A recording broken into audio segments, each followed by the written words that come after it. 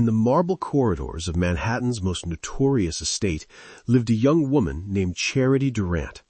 To the syndicate bosses who swept past her and the corrupt politicians who gathered in smoke-filled rooms, she was nearly invisible. Just another housemaid in a crisp uniform, her face trained to look at floors, her existence seemingly simple: work, silence, survival. But inside the cramped Bronx apartment she returned to each night, a different story unfolded, thick with the metallic scent of unpaid debts. Charity woke at 3 a.m., pulled from shallow sleep not by an alarm, but by the sound of her father gasping, wet and desperate, the kind that came with fluid-filled lungs. She rushed to find him, Thomas, hunched over the bathroom sink, his weathered hands gripping porcelain as blood-tinged spittle dripped from his lips. On the small kitchen table sat the latest collection notice, $87,000 in medical debt, payment due in 14 days, foreclosure threatened in red ink. Her father looked up, his eyes clouded with shame, his mouth forming words he was too proud to speak. "I'm killing you with this."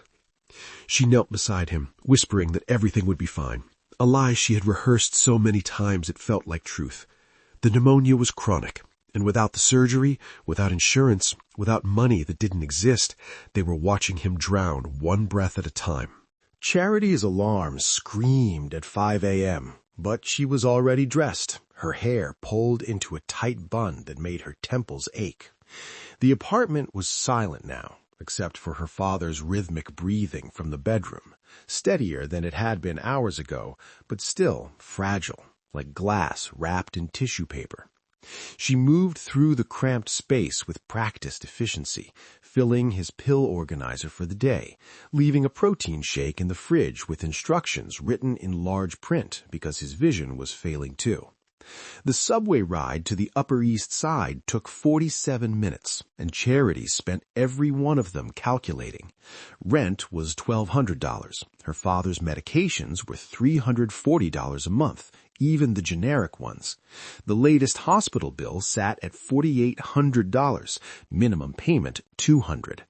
Her salary as a housemaid was $2,100 monthly, before taxes. The math never worked, no matter how many times she rearranged the numbers in her head. She'd already sold her mother's wedding ring, her laptop, everything that had any value.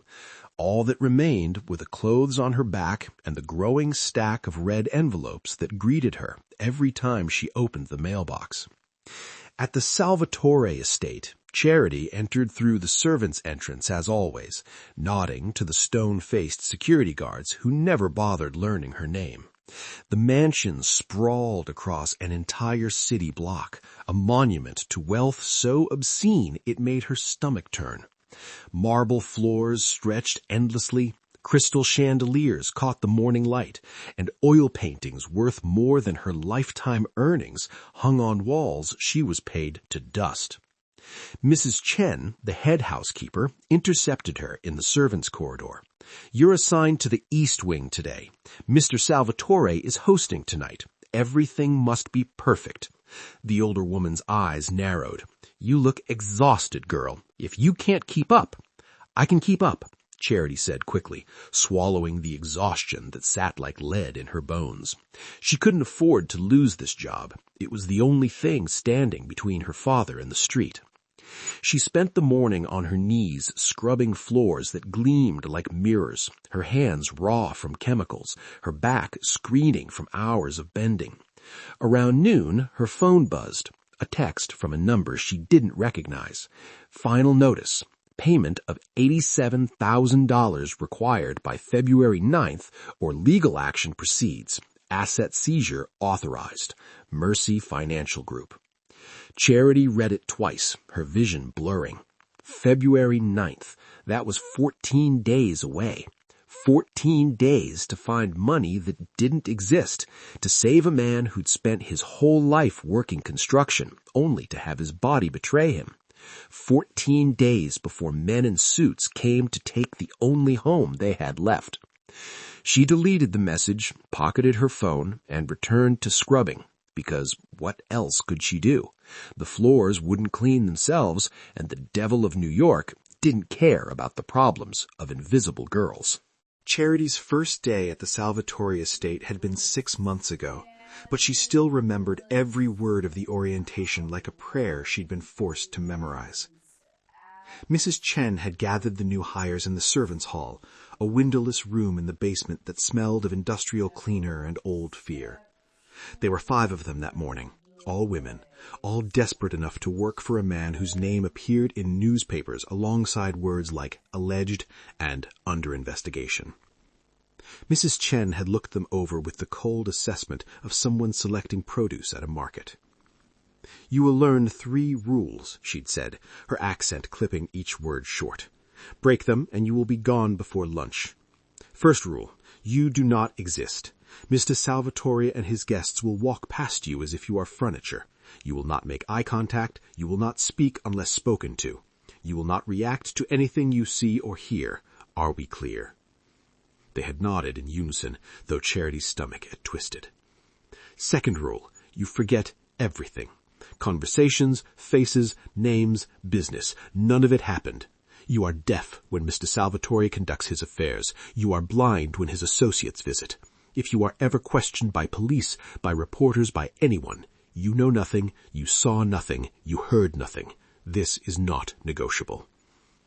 One of the other girls, a blonde barely out of her teens, had raised a trembling hand. "What if we accidentally—" "There are no accidents in this house," Mrs. Chen had cut her off. "Only choices. Choose wisely." The third rule had been delivered in a voice so low they'd all leaned forward to hear it. "You do not touch Mr. Salvatore. You do not approach him. You do not enter a room he occupies unless explicitly instructed. He values his personal space above all else. The last maid who forgot this rule was found to have stolen from the estate. The police are still looking for her." Mrs. Chen had paused, letting the implications settle like ash, though I suspect they never will. Charity had watched 3 of those 5 women quit within a week. The blonde had lasted 4 days before she'd witnessed something in the library that sent her running.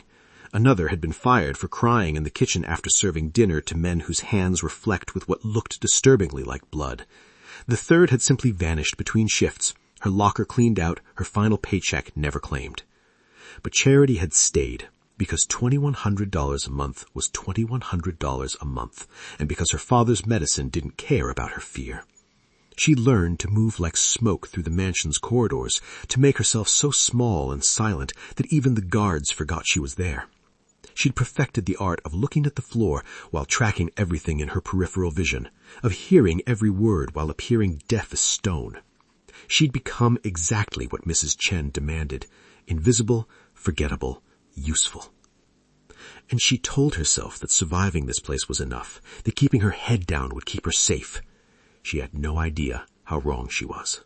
The meeting was scheduled for midnight, which meant Charity's shift extended into the small hours. Mrs. Chen had hand-picked only 3 maids to serve, those who'd proven their ability to be deaf, blind, and mute when required. Charity was one of them, a distinction she'd never wanted but couldn't afford to refuse. The overtime pay would cover half of this month's hospital bill. The men arrived in black cars with tinted windows, their footsteps heavy on marble as they filed into Mr. Salvatore's private study. Charity recognized some faces from newspapers and others from whispered warnings in the servants' quarters. These were not businessmen. They were predators in expensive suits, and the air itself seemed to thicken with menace as they gathered around the mahogany table.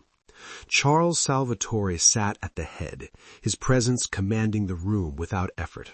He was younger than she'd expected for someone called the Devil of New York, perhaps 40, with dark hair graying at the temples and eyes that could freeze blood.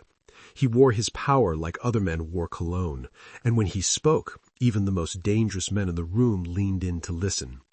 Charity moved along the perimeter, refreshing drinks, clearing ashtrays, existing as furniture. The conversation was coded, full of percentages and territories and vague references to problems that had been handled. She kept her eyes down, her movements smooth, her face blank as stone. This was her talent now, disappearing while standing in plain sight. She was reaching for an empty glass when she saw it. A tiny red dot, no bigger than a pinprick, dancing across the dark wood of the table. Her breath caught. She'd seen enough action movies to know what that meant, but this wasn't a screen. This was real, and the dot was crawling steadily upward, climbing the back of Charles Salvatore's chair, creeping toward the space between his shoulder blades. Time fractured into crystalline moments. The men were still talking, oblivious. The red dot steadied, centering on Charles's spine. Somewhere outside, in the darkness beyond the tall windows, a finger was tightening on a trigger. Charity didn't think. Thinking would have meant remembering the rules, remembering her place, remembering that invisible girls don't interfere with the devil's business. Instead, she moved on pure instinct, dropping her tray with a crash that made everyone turn. In the same motion, she lunged forward and drove her fist into Charles Salvatore's jaw with every ounce of strength in her body. The impact sent him sprawling sideways out of his chair, and Charity went down with him, landing hard on the marble. Pain exploded through her knees and elbows, but she heard the sound that mattered, the sharp crack of a window shattering, followed by the unmistakable thunk of a bullet embedding itself in leather. She'd just punched the most dangerous man in New York, and she'd just saved his life. Guards were already rushing forward, guns drawn, and Charity realized with cold clarity that the rules she'd followed so carefully for 6 months no longer applied. She'd touched Charles Salvatore. She'd struck him. She'd made herself impossible to ignore. She'd just made herself either invaluable or dead. Hands seized Charity before she could draw a breath, hauling her up with brutal efficiency. Her arms were wrenched behind her back, and the cold barrel of a gun pressed against her temple. The room erupted into chaos, men shouting, chairs scraping, weapons appearing from shoulder holsters like magic tricks performed in reverse. "Don't move," a voice growled in her ear. The guard's grip was iron, and Charity's shoulders screamed in protest as he forced her to her knees. Her heart hammered so violently she thought it might crack her ribs. This was it. This was how invisible girls died. Quickly, quietly, and without anyone asking questions. "What the hell was that?" someone shouted. "Did she just attack him?" "Get her out of here," another voice commanded. "Marco, take her downstairs." "Wait." The single word cut through the chaos like a blade through silk. Charles Salvatore's voice was quiet, but it carried the weight of absolute authority. The room fell silent instantly, as if someone had pressed mute on reality itself. Charity heard him moving, the deliberate sound of expensive shoes on marble. She kept her eyes down, her breath coming in shallow gasps, waiting for the execution order. Instead, she heard a low whistle, almost appreciative. "Gentlemen," Charles said slowly, "look at my chair." There was a pause, then a chorus of sharp intakes of breath. Charity risked lifting her eyes just enough to see what they were seeing. Charles Salvatore's leather chair, the one he'd been sitting in moments ago, now had a perfectly round hole punched through the headrest. Stuffing leaked from the wound like white entrails, and embedded in the wooden paneling behind it was a bullet that would have ended the most powerful crime boss in New York. "Sniper," one of the men breathed in Russian. "Sniper." Charles crouched down, bringing himself level with Charity's line of sight. Up close, his eyes were gray. Not the warm gray of storm clouds, but the cold gray of gunmetal. He studied her face with the same intensity he'd probably used to decide which enemies to bury and which to burn. "You saw it," he said. It wasn't a question. Charity's voice came out as barely a whisper. "The red dot, on your back. And your first instinct was to punch me in the face." Something that might have been amusement flickered across his features. "That's either the bravest or stupidest thing anyone's done in this room. I haven't decided which." He stood, addressing his guards without taking his eyes off her. "Release her, now." The pressure on her arms vanished immediately. Charity stayed on her knees, not trusting her legs to hold her. "Lock down the estate," Charles commanded, his voice hardening. "Find that sniper. Sweep every room, every closet, every shadow. Someone knew about this meeting, which means someone in this house is a traitor." His gaze swept the room, and Charity watched hardened criminals flinch under his scrutiny. "And when I find them, they'll beg for the mercy a bullet would have given me." He looked down at Charity again, extending a hand. "Get up, miss. What's your name?" "Charity," she managed. "Charity Durant." "Well, Charity Durant," he said, pulling her to her feet with surprising gentleness, "that's a debt I don't take lightly." "It seems I owe you my life. That's not a debt I take lightly." The safe house was a penthouse in Tribeca that didn't officially exist, accessible only through a private elevator that required both a keycard and a fingerprint scan. Charity sat on a leather sofa that probably cost more than her yearly salary, still wearing her stained uniform, while Charles Salvatore poured 2 glasses of something amber from a crystal decanter. "Drink," he said, pressing the glass into her trembling hands. "It'll steady your nerves." She took a sip and immediately regretted it. The liquor burned like gasoline going down, but warmth spread through her chest, dulling the sharp edges of her panic. Charles settled into the chair across from her, his jacket discarded, his white shirt sleeves rolled to his elbows. There was a bruise forming along his jawline where her fist had connected, and Charity felt a hysterical urge to apologize for it. "Tell me everything," he said, "from the moment you entered the study." So she did. She walked him through the evening, the arrangement of glasses, the conversations she'd pretended not to hear, the exact moment she'd noticed the red dot. She described how it had moved, its trajectory, the split second when she'd understood what it meant. Charles listened without interrupting, his eyes never leaving her face, and Charity had the unsettling sensation of being read like a book in a language she didn't know she was written in. "You've worked for me for 6 months, he said when she finished. "Mrs. Chen says you're punctual, thorough, invisible. She recommended you specifically for tonight because you know how to disappear." He leaned forward slightly. "So why didn't you? Why risk everything to save someone like me?" The question hung between them, more dangerous than any weapon. Charity thought about lying, about giving him the answer he wanted to hear, but exhaustion had stripped away her filters, and the truth spilled out before she could stop it. "Because you're someone's son," she said quietly. "Maybe someone's brother or father. I don't know your life, Mr. Salvatore, but I know what it's like to watch someone die slowly, to feel helpless while they fade. I couldn't." Her voice cracked. "I couldn't just stand there and let it happen fast, not when I could do something." Something shifted in his expression, a crack in the armor she hadn't known was there. He set down his glass with deliberate care. "You're protecting your father. Mrs. Chen mentioned he's ill." It wasn't a question, which meant he'd already investigated her. Of course he had. Men like Charles Salvatore didn't trust guardian angels without checking their wings for hidden knives. Stage 3 pneumonia, complications from years of construction work. The dust destroyed his lungs. She didn't mention the debt, the foreclosure notice, the countdown to homelessness. That felt too much like begging. Charles was quiet for a long moment, studying her with those gunmetal eyes. When he finally spoke, his voice had lost its edge. "My father died when I was 16. Lung cancer. He worked in a factory for 30 years, breathing chemicals that the company swore were safe." He paused. "I burned that factory to the ground 3 years later. No one was inside, but the owners got the message." Charity stared at him, seeing for the first time not the devil of New York, but a boy who'd watched his father suffocate. "You saved my life tonight," he said. "That means you're under my protection now. Anyone who wants to tie up loose ends will have to go through me first." He stood, crossing to the window that overlooked the glittering city. "And Charity, your father's medical bills, consider them handled." She opened her mouth to protest, to refuse, to maintain some shred of dignity, but the words died in her throat because crying would have broken her completely, and she'd promised herself years ago that invisible girls don't get to fall apart.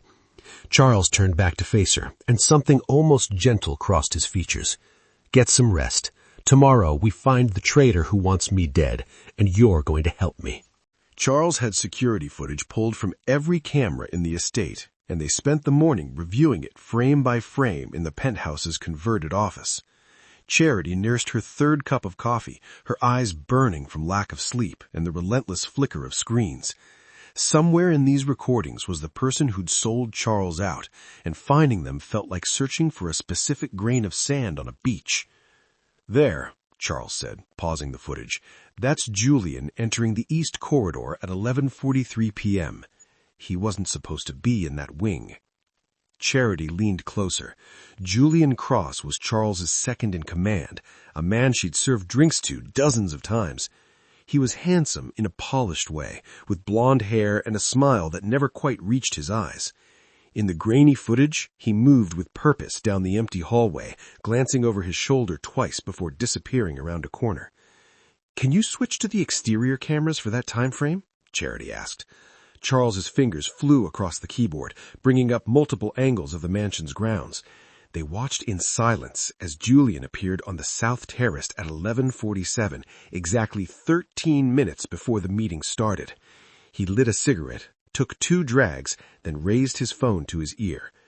"Could be innocent," Charles said, but his voice had gone flat and cold. "Could be checking in with his wife." "Wait," Charity said. "Go back 10 seconds.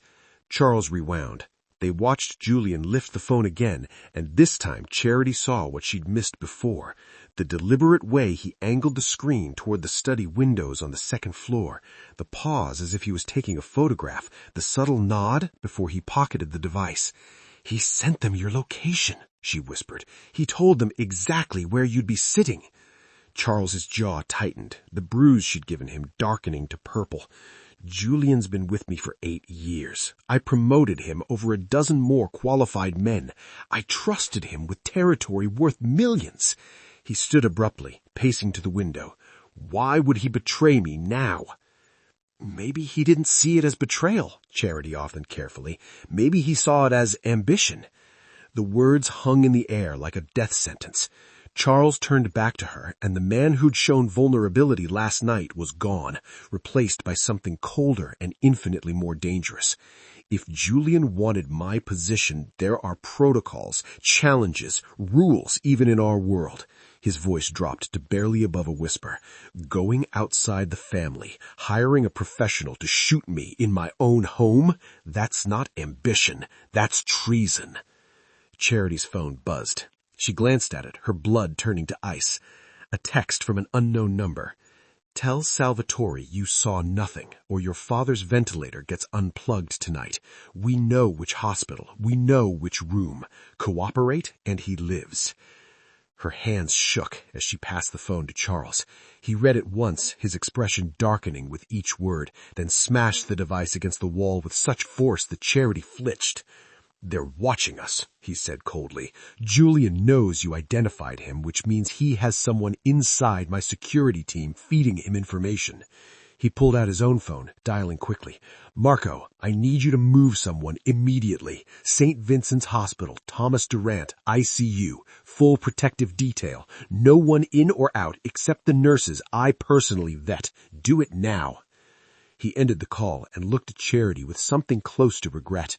"I'm sorry. You saved my life, and now you're a target because of it." "Then we finish this," said Charity, surprised by the steel in her own voice. "We find Julian and we end it before he ends us." Charles smiled, and it was the smile of a predator recognizing another predator. "Now you sound like you belong in my world." The attack came at dawn, when Charity's guard was finally down. She'd fallen asleep on the penthouse sofa, exhausted from hours of planning Charles's next move.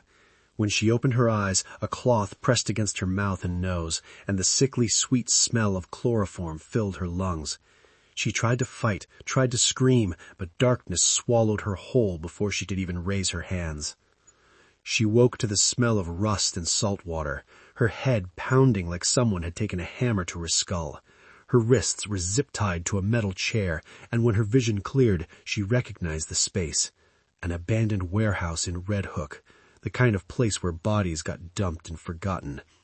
Dim light filtered through broken windows high above, and somewhere in the distance she could hear the groan of shipping containers being moved at the docks. "Welcome back, Charity." Julian stepped from the shadows, still wearing his expensive suit but with his tie loosened and his sleeves rolled up. He looked tired, almost regretful, but the gun in his hand was steady. 2 other men flanked him, faces she didn't recognize but knew instantly were killers. The way they held their weapons, the cold assessment in their eyes, these were professionals. "Where's Charles?" Julian asked conversationally, as if they were discussing the weather. "He's not answering his phone, and my source says the penthouse is empty." Charity said nothing. Her mind raced through possibilities, each one worse than the last. If Charles had gone dark, it meant he knew about the mole in his security team. It also meant he had no way of knowing she'd been taken. Julian sighed, pulling out his phone. "I was hoping we could do this the easy way." He tapped the screen, then turned it to face her. The video feed showed her father's hospital room, the steady beep of monitors, the rise and fall of his chest beneath thin blankets. A figure stood in the corner, face obscured by shadows, but the message was clear. "One phone call," Julian said softly, "and your father stops breathing. The hospital will think it's natural causes. His condition was already critical. No one will investigate. No one will care." He crouched down to her level, his blue eyes searching hers. "Or you can call Charles right now and tell him where you are. Tell him to come alone, unarmed. He does that and your father lives. You both live. I'll even set you up with enough money to disappear. New city, new life, no more debt." "You're lying," Charity said, her voice hoarse. "Charles comes here alone and we're all dead."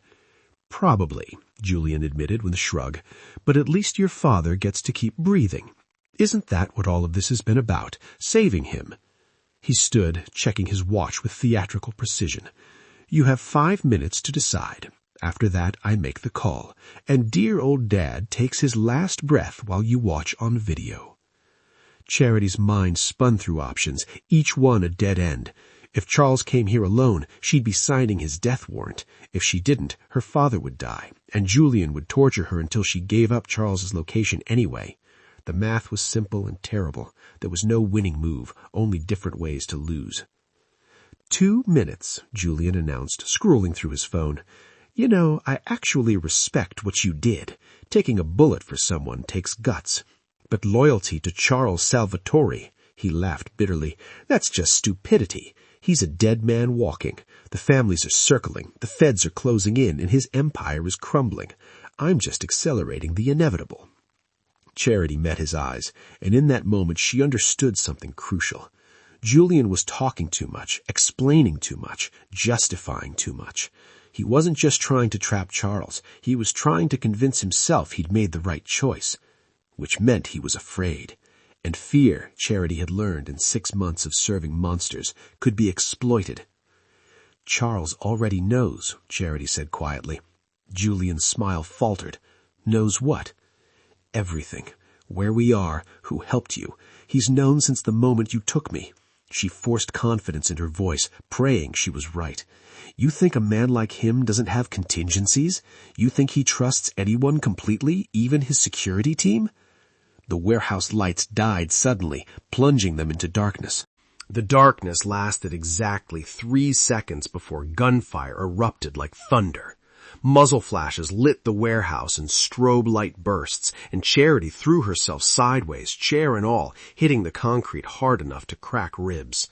She heard Julian shouting orders, heard his men returning fire at shadows, heard the wet thunk of bullets finding flesh. Then silence, broken only by labored breathing and the drip of something viscous hitting the floor. "Lights," Charles's voice commanded from somewhere above. Emergency floods blazed to life, revealing the carnage. Julian's 2 killers lay sprawled on the ground, their weapons scattered, their eyes staring at nothing. Charles stood on a metal catwalk 15 feet up, flanked by 4 of his own men, a rifle still smoking in his hands. He'd come prepared for war, and he'd delivered it with surgical precision. Julian had his gun pressed against Charity's temple before anyone could move, using her chair-bound body as a shield. "Don't," he warned, his voice cracking with desperation. "I'll kill her, Charles. I swear to God I'll do it." Charles descended the stairs with measured steps, his boots ringing against metal. When he reached the warehouse floor, he set down the rifle and raised his hands. "Then you'll die 3 seconds later, and it won't change anything. The families know you hired that sniper. I've already sent them proof, time-stamped photographs, wire transfers, everything. You're a dead man whether you pull that trigger or not." "Then I've got nothing to lose," Julian snarled, his hand shaking. "Except the one thing you've always wanted," Charles said, stopping 10 feet away. His voice dropped, became almost intimate. You wanted my respect, Julian. 8 years of loyalty, and you never felt like I saw you as an equal. That's why you did this, isn't it? Not for money or territory. You wanted to prove you were smarter than me. Julian's jaw clenched. You never even considered me. Always an advisor, never a partner. I built half your empire, and you treated me like hired help. You're right, Charles said, and the admission seemed to stun everyone in the warehouse. I should have seen what you were capable of. Should have trusted you with more. But betrayal? He shook his head slowly. That's not how you earn respect in our world. That's how you earn a bullet. Charles? Charity gasped. The gun barrel pressed so hard against her skull she could feel it bruising. My father is safe. Marco moved him 2 hours ago to a private facility under armed guard. Your man at the hospital has been dealt with.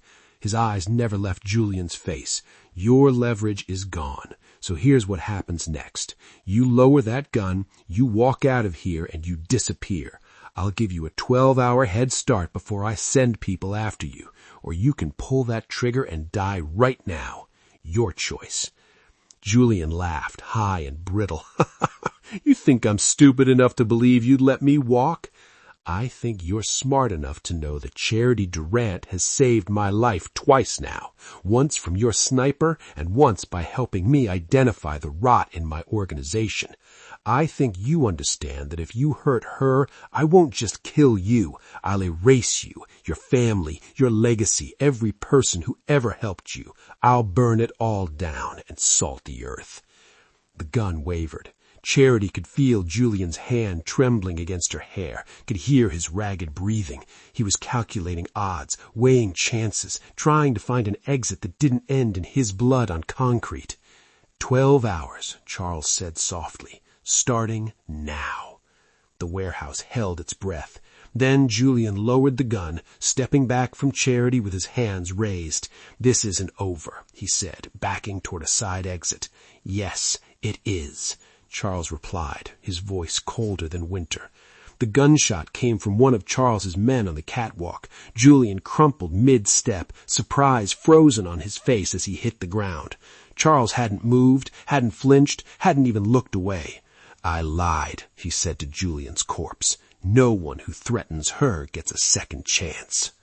3 weeks later, Charity stood in the doorway of a brownstone in Brooklyn Heights, watching movers carry furniture into rooms flooded with afternoon sunlight.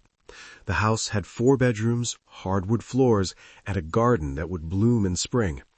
It was the kind of place she'd dreamed about as a child, the kind of place that belonged to other people, people whose fathers didn't drown in medical debt, people who didn't scrub floors for men who made headlines. He's settled in the master bedroom, the nurse said, appearing at her elbow. Vitals are stable, oxygen levels good. The new medication is working beautifully. Charity nodded, unable to speak past the tightness in her throat. Her father had been transferred here yesterday from the private facility, his color already better, his breathing easier. The disease wasn't cured, it never would be, but it was managed now, controlled by medicines that cost more per month than she used to make in a year, medicines that Charles Salvatore paid for without blinking. She found her father in a chair by the window, a blanket across his lap, watching birds congregate around a feeder someone had installed in the garden. He looked up when she entered, and his eyes were clearer than they'd been in months. "This is too much, Charity," he said quietly. "We can't accept all this." "It's already done, Dad. The house is in your name. The medical bills are paid. The debt collectors have been told to disappear." She knelt beside his chair, taking his weathered hand in hers. "For once in our lives, just let someone help us." He studied her face, seeing things she hadn't said. "This man you work for now, he's dangerous, isn't he?" "Yes," Charity admitted, because lying to her father had never worked. "But he's also the reason you're alive. The reason we have a home, the reason I don't wake up at 3 a.m. calculating which bills to ignore." "And what does he want in return?" The question hung between them, heavy with implications. Charity thought about how to answer, how to explain that Charles Salvatore had offered her something she'd never expected, not servitude, not obligation, but choice. A car door closed outside. Charity rose, looking out the window to see Charles emerging from his black sedan, a folder tucked under his arm. He'd called ahead, asking if he could stop by, and she'd surprised herself by saying yes without hesitation. She met him at the door. He looked different in daylight, more like the devil of New York, and more like a man who'd forgotten how to be anything other than dangerous. But when he saw her, something in his expression softened. "How's your father?" he asked. "Better, thanks to you." Charles handed her the folder. "Discharge papers from your employment at the estate. Mrs. Chen sends her regards and says you were the best maid she ever had the pleasure of forgetting existed." Charity opened the folder, scanning the documents. Severance pay, benefits, glowing references, everything needed to start over somewhere else, somewhere clean. She looked up at him, confused. "I don't understand. You're firing me?" "I'm freeing you," Charles corrected. "You saved my life, Charity. That doesn't mean you owe me yours in return." He paused, seeming to choose his next words carefully. "But if you wanted to stay, it wouldn't be as a maid. I need someone I can trust, someone who sees things others miss, someone who'll punch me in the face when I'm about to get shot." "You're offering me a job?" "I'm offering you a partnership." He met her eyes steadily. "My world is ugly. It's violent and morally bankrupt, and probably damned. But it's also where I can do the most good, protecting the people the system forgets, the ones who fall through the cracks, people like you and your father." He gestured to the brownstone behind her. "I can't promise safety. I can't promise normal, but I can promise you'll never be invisible again." Charity thought about the girl who'd woken at 3 a.m. to her father's dying breaths, who'd scrubbed floors and swallowed her dignity for scraps. That girl was gone, burned away in the moment she'd decided one life, even the life of a monster, was worth saving. "I want to learn," she said finally, "everything. How your world works, how to survive in it, how to protect the people who can't protect themselves." Charles smiled, and it was the first genuine smile he'd seen from him. "Then welcome to the family, Charity Durant. Try not to punch me again unless absolutely necessary." She laughed despite herself, despite everything, and shook his extended hand. Through the window behind them, her father watched with cautious hope, and Charity realized that sometimes salvation came from the most unexpected places, not from heaven, but from the hand of a devil who'd learned that some souls were worth redeeming, including his own. If this story moved you, subscribe for more unforgettable Mafia love stories. Like if you believe even devils can change. Comment what you would have done in Charity's place. Share this story with someone who loves intense emotional drama.